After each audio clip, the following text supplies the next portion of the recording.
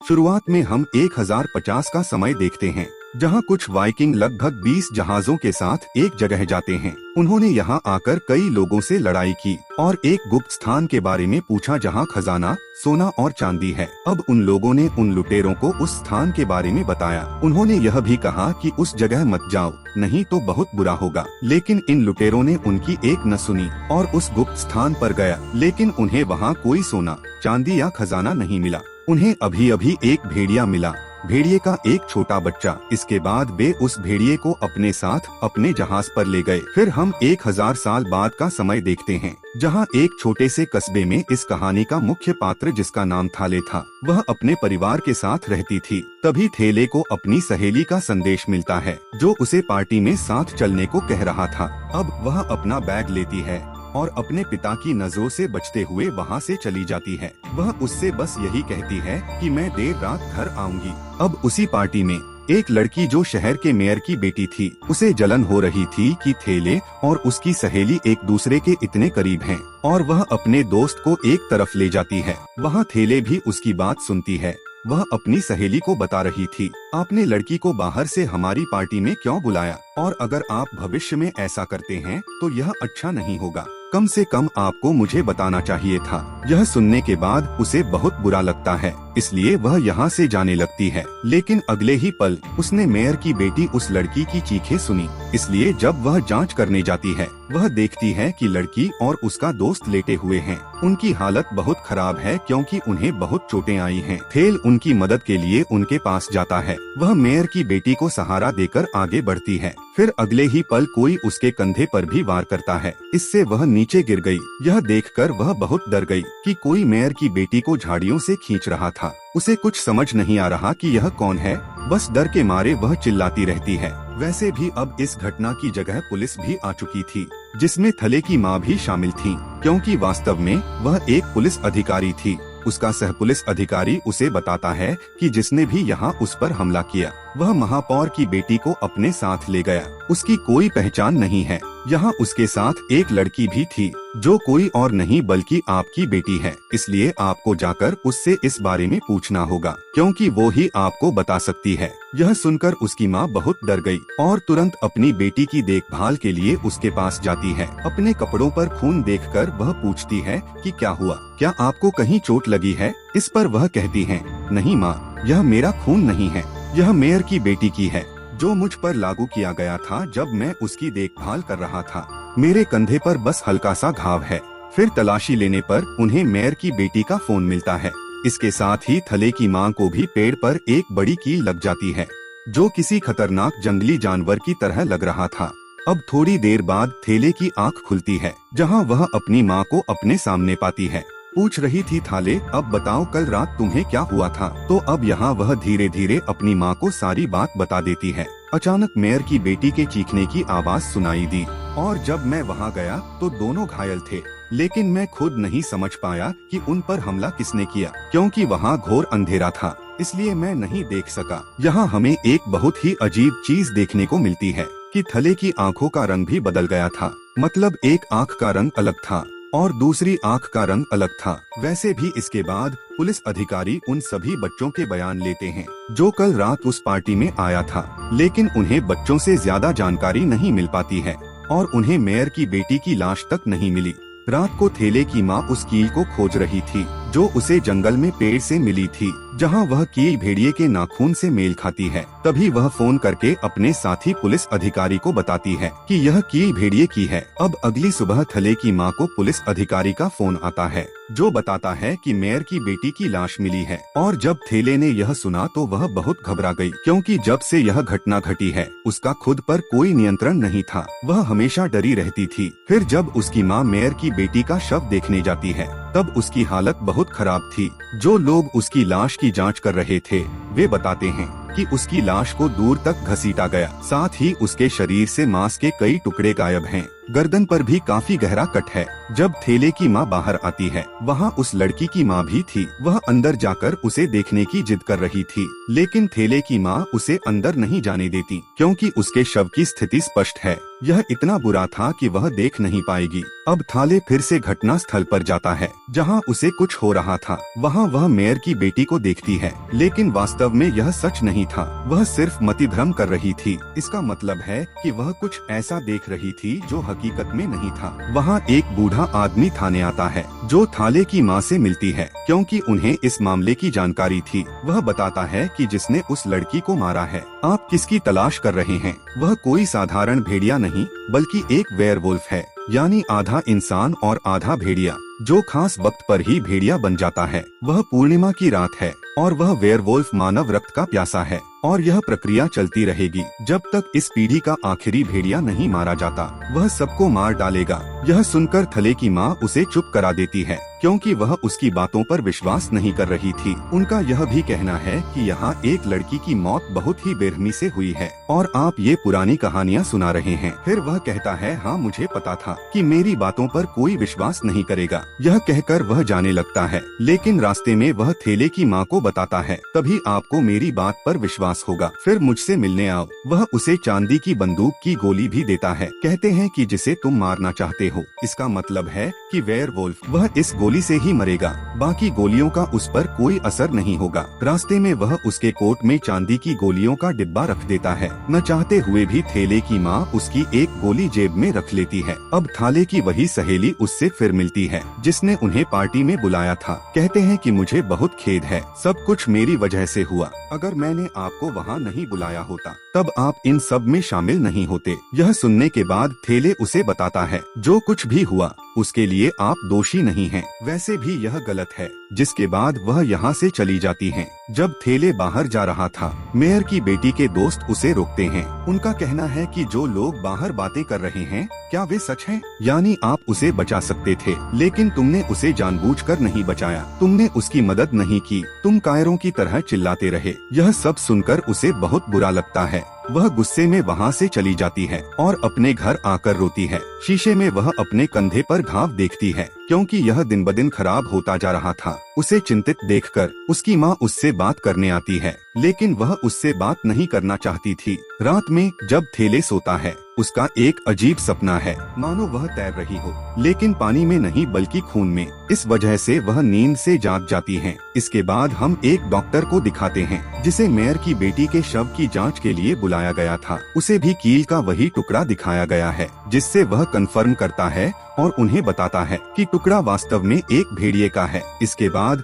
थले की माँ अपने साथियों और कुछ शिकारियों के साथ जंगल चली जाती है ताकि भेड़िए को पकड़ा जा सके। जहाँ जंगल में उन्हें एक और लाश मिलती है जिसका सिर नहीं था। उनकी बहुत बुरी हालत थी, तो वे उस लाश की तलाश में लग जाते हैं। फिर शिकारियों को वहीं छोड़ दिया। वे अपने साथियों के साथ आगे बढ़ते हैं। कुछ दूर चलने के बाद उन्हें वहाँ एक गुफा दिखाई देती है। फिर हिम्मत करके थले की माँ उसके अंदर चली जाती है। अंदर जाने पर उसे वहाँ एक गड्ढा दिखाई देता है, जहाँ बहुत अंधेरा था। इसके अंदर जाने के लिए सीढ़ी लगी हुई थी। जैसे ही वह सीढ़ी से नीचे उतरने लगती है, तभी अचानक उसका पैर फिसल गया और वह सीधे नीचे गिर जाती है। उधर जब शिकारी लाश के पास थे, उन्हें कुछ आवाजें सुनाई देने लगती हैं, जिसे सुनकर वे काफी डर गए और अब वे धीरे धीरे ऊपर देखने लगते हैं, जहां एक भेड़िया उनकी ओर बढ़ रहा था, जो अगले ही पल उन पर हमला कर देता है और उन्हें बेरहमी से मार डालता है। पुलिस टीम ने भी उनकी चीखें सुनी थीं और वे जल्दी से थेले की माँ को ऊपर आने के लिए कहते हैं। फिर टीम बंदूकें लेकर वहाँ जाती है उसे मारने के लिए, लेकिन कोई फायदा नहीं हुआ, क्योंकि वह भेड़िया उन सभी पर हमला करता है और बेरहमी से खाता है और हम वहाँ सिर्फ खून ही देख सकते हैं। अब जब थेले की माँ सीढ़ी पर ऊपर आ रही थी, तभी उसके सामने वही भेड़िया आ जाता है और वहीं खड़ा हो जाता है, जिसका आकार बहुत बड़ा था, लहूलुहान लग रहा था। उसे देख थाले की माँ की हालत बिगड़ती जा रही है और अब जैसे ही भेड़िया उस पर हमला करता है, फिर वह नीचे गिर जाती है। इससे उसके हाथ में चोट आई है। अब भेड़िया भी नीचे आ गया था। फिर उसे अपने इतने करीब देखकर वह उस पर लगातार गोलियां चलाती हैं, लेकिन भेड़िए पर इन गोलियों का कोई असर नहीं हुआ। वह लगातार आगे बढ़ रहा था। इस दौरान उसकी सारी गोलियां खत्म हो गयीं। वह सहम गई थी और जल्दी से जेब में हाथ डालता है। तब उसे वह चांदी की गोली मिलती है, जिसे वह भेड़िए पर मारती है और वह वहीं गिर जाता है। फिर अगले सीन में अस्पताल में खुले थेले की माँ की आंखें, वह बिल्कुल ठीक थी, लेकिन उसका साथी कोमा में चला गया था और उनकी टीम में कई लोगों की मौत भी हुई थी। कॉलेज में थाले के साथ कुछ अजीब हो रहा था, जैसे उसे कोई हल्की आवाज सुनाई दे रही हो, जिससे वह काफी थकी हुई थी। इसलिए वह वॉशरूम चली जाती है, जहां उसकी मुलाकात मेयर की बेटी से होती है। कौन रो रहा था, यह देखकर थाले अब और भी चिंतित हो गए, क्योंकि उसके मतिभ्रम बढ़ रहे थे। रात को भी जब वह सो रही थी, फिर अचानक वह चलने लगती है, जिस दौरान उसकी छोटी बहन की भी आंख खुल जाती है और वह थेले को एक पेड़ के पास खड़ी देखती है। फिर उसका हाथ पकड़ लिया, वह उसे वापस कमरे में ले आती है। तब तक थेल को होश आ जाता है। तब उसकी बहन कहती है कि मैं हमेशा तुम्हारा ख्याल रखूंगा। फिर वह थेले से कहती है कि मेरी तबीयत ठीक नहीं है, मुझे बहुत नींद आ रही है, ऐसा लगता है जैसे महीनों से सोया नहीं हूँ। यह कहकर वह वहीं सोने चली जाती है। वहाँ डॉक्टर भेड़िए के शव की जांच कर रहे थे, जिससे उसे काफी जानकारी मिलती है और वह थेले की माँ को बताता है कि सारी गोलियां तुमने उस भेड़िए को मारी हैं, उसे कुछ नहीं हुआ।